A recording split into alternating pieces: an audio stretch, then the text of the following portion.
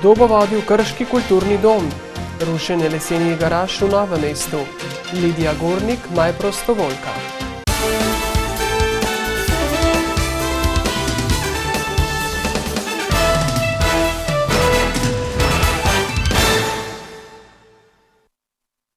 Lepo pozdravljeni. Leto dni po celoviti obnovi Kulturnega doma Krško se tej ustanovi obeta še kadrovska menjava. Direktorici Katji Ceglar namreč avgusta poteče drugi mandat, a je občinska komisija za volitve in imenovanje, tako imenovani KVIAS, vnovičnega ni potrdil. O novi direktorici se bo jutri izrekel občinski svet. Obeta se vroča razprava. Svet zavoda, ki je obravnaval 3 vloge za direktorico Kulturnega doma, je zaupanje za še en mandat soglasno izrekel Katji Ceglar. KVIAS pa se je odločil za Darjo Planinc iz Regionalne razvojne agencije, ki je do zdaj delovala predvsem na področju LEADER projektov, to je programov za razvoj podeželja. V javnosti se zato odpira vprašanje, ali bo brez večjih izkušenj z področja kulture lahko uspešna v ustanovi, pod katero sta še Mestni muzej Krško in grad Reichenburg. Kritiki dosedanje direktorice pa Ceglarevi očitajo, da društva v občini niso imela vstopa na oder Kulturnega doma Krško in da ima do amaterske kulture podcenjujoč odnos. Ker so se v spletnih komentarjih pojavili očitki, da gre pri razrešitvi Ceglareve za kadrovsko kuhinjo stranke SLS, smo za komentar vprašali župana, tudi člana te stranke. Če govorimo zdaj o imenovanju oziroma odločitvi KVIAS-a, je treba vedeti, da ima KVIAS 7 članov, tega sta 2 člana SLS in preko novega kandidata, druge kandidate je podprlo 5 članov, torej ne samo SLS, ampak tudi drugi. Tako da bi se morali tisti, ki to govorijo, zamisliti nad tem, ali je mogoče pa le kaj drugega še od zadaj, mogoče tudi kakšno nezadovoljstvo določenih društev in ostalih, ki si želijo, da bi bil kulturni dom dom vseh nas, ne pa samo nekaterih elitistov. Na odločitev KVIAS-a se je svojevrstno odzval življenjski sopotnik Ceglareve Aleš Sušam, ki vodi krški Big Band. Protestno je odpovedal nastop ansambla na občinski prireditvi Nakup pod zvezdami. Razlogov za pestro razpravo na jutrišnji seji občinskega sveta o tem kadrovskem vprašanju tako gotovo ne manjka. Na pobudo nekaterih občanov v krajevni skupnosti Majde-Šilc v Novem mestu so že pred časom začeli podirati lesene garaže v blokih, ki kazijo podobo prenovljene soseske, hkrati se ob njih nabirajo odpadki in širi nečistoča. Njihov namen je urediti okolico na Jakčevi ulici in drugih območjih krajevne skupnosti. Garaže z razpadajočimi salonitkami pomenijo strupene snovi v okolju, zmanjšujejo premajhne zelenice med bloki ter nudijo dom mišim, podganam in kačam. Večkratni pogovori med krajani na pobudo Primoža Skubica so pripomogli, da so jih doslej porušili že 14.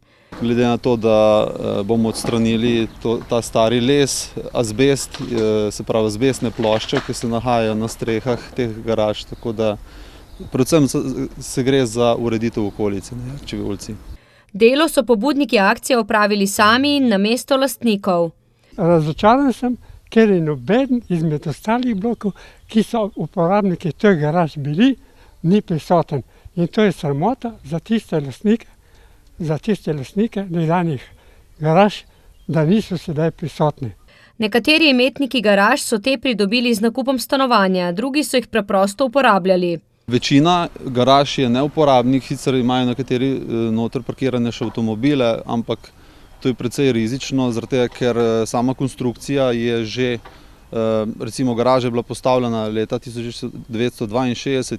To je bilo obdobje, ko so Beatlesi harali na sceni, obdobje, ko je bila rojena moja mama, tako da čas jih je povozil, čas je, da se okolica uredi in da so tudi prebivalci veliko bolj veseli, srečni, da imajo tudi prostor, kje da se zbirajo. Odprte površine bodo skušali po pogovoru z bližnjimi stanovalci spremeniti v zelenico in parkirni prostor.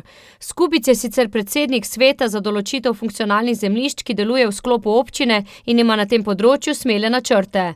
Da se vsa ta občinska lastnina prenese na etažne lastnike in da omogočimo etažnim lastnikom, predvsem bi dal poudarek na to, da potem si tudi oni uredijo tako parkirišča, tako kakšne nadstreške, igrišča in vse to.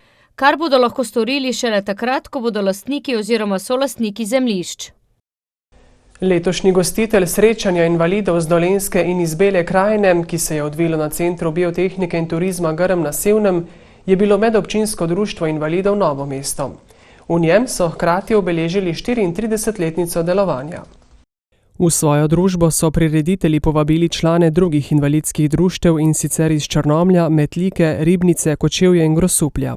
Skrbimo za njih, da se dobro počutijo, da jim naredimo kakšen program takole, potem jih peljemo v zdravilišče, naše aktivnosti uporabljajo, balinanje, pikado, kegljanje, da se družijo skupaj. Kar nam olajša razne probleme in tako nam je lažje prenašati te tegobe, ki jih je danes vse preveč.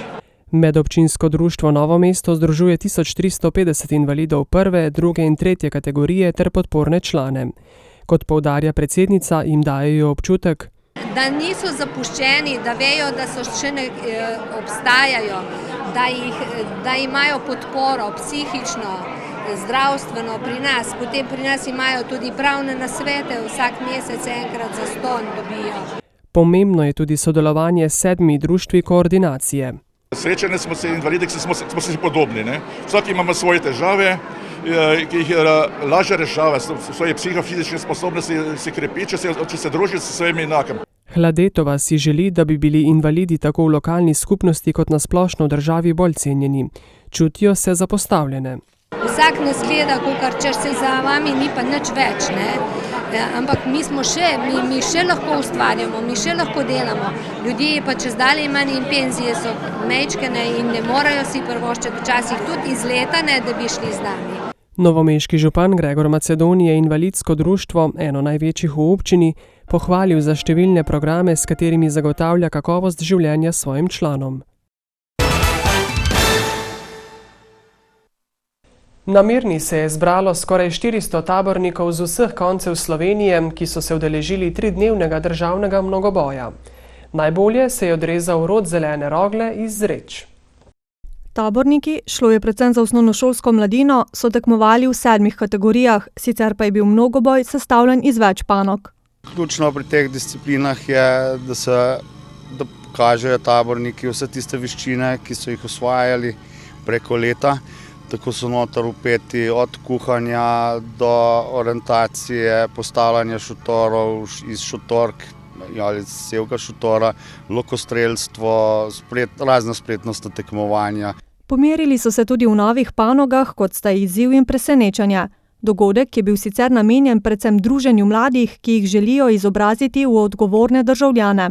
Jaz mislim, da kar zanimanje raste, trend je v porastu, tako na celi državi, na nivoju cele države. Vse to dokazuje tudi tole število ekip, ki jih imamo kar 61, tako da je eden bolj zasedenih mnogobojev.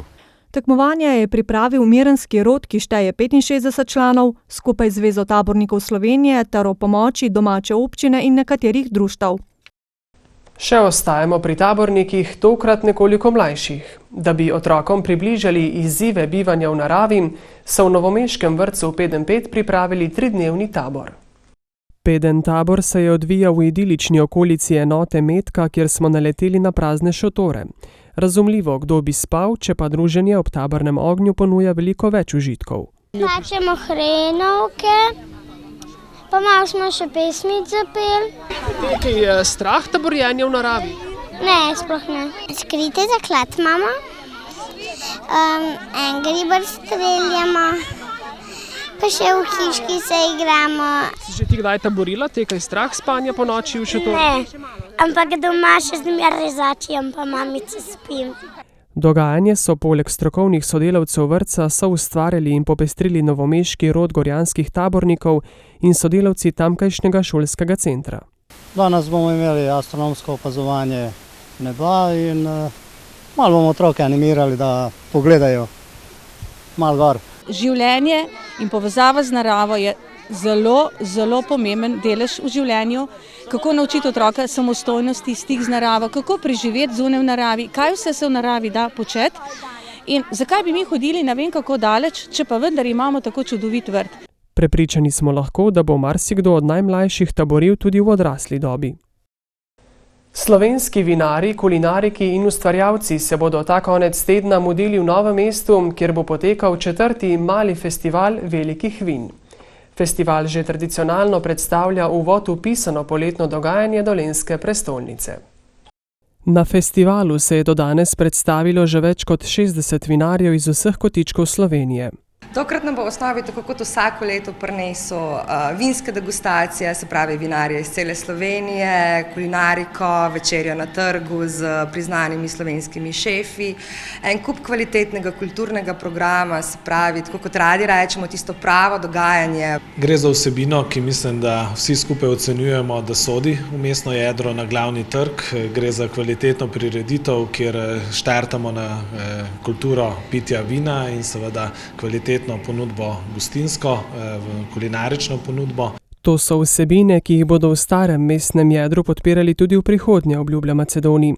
Namen organizatorjev, Male mačke, založbe Goga in Mediodroma, sta širitev vinske kulture in predstavitev vrhunskih slovenskih vinskih imen. Vinska kultura se je definitivno zboljšala, tako na Dolenjskem kot v celi Sloveniji. Veseli nas pa to, da v bistvu opažamo tudi pri mlajših generacijah, da si želijo čim več spoznati vin, čim več zvedeti o samih vinarjih in vinih, tako da jaz mislim, da gremo samo še navzgor, kar se same vinske kulture tiče. V preteklih letih so obiskovalci zelo lepo sprejeli festival in to nagradili s svojim obiskom. V petek in soboto bo zaradi dogajanja del glavnega trga zaprt za promet. Za konec še novica o najprostovoljki. Mladinski svet Slovenije pod častnim pokroviteljstvom predsednika države je razglasil najboljše prostovoljce in prostovoljske projekte leta 2015. Na natečaj, ki so ga pripravili že 14. leto zapored, je prispelo 220 prijav.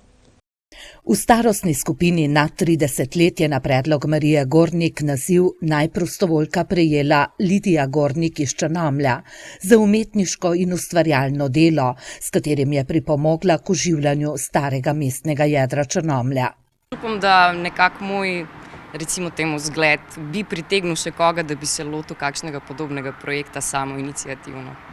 Lani se je v sodelovanju z Natašo Firčečura samoiniciativno in brezplačno lotila urejanja praznih zaprašenih izložb v starem mestnem jedru Črnomlja in tako prispevala k lepši podobi mesta. Letos sta v prazne izložbe postavili 22 poslikav pravljic znanih slovenskih avtorjev. Sploh slovenske pravljice so imele zelo dober odziv, kar je v bistvu potrditev nama dvema, da nadaljujeva z izložbami in opremljanjem nadalje. Jaz osebno pa bi želela tudi kaj na kulturnem področju, mogoče tudi prihodnje kakšen projekt izvesti. Lidija je sicer brezposelna profesorica angleškega jezika in pedagogike, ki se zelo rada ukvarja tudi s slikarstvom.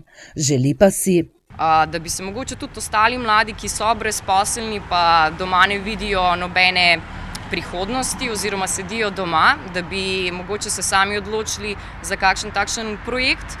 Tudi brez denarja ali pa z minimalnimi sredstvi se da z dobro voljo in veliko truda marsikaj narediti, pravi. Zamisli ima še veliko. Naj se uresničijo, dodajemo v našem uredništvu. Hvala za pozornost in lep večer.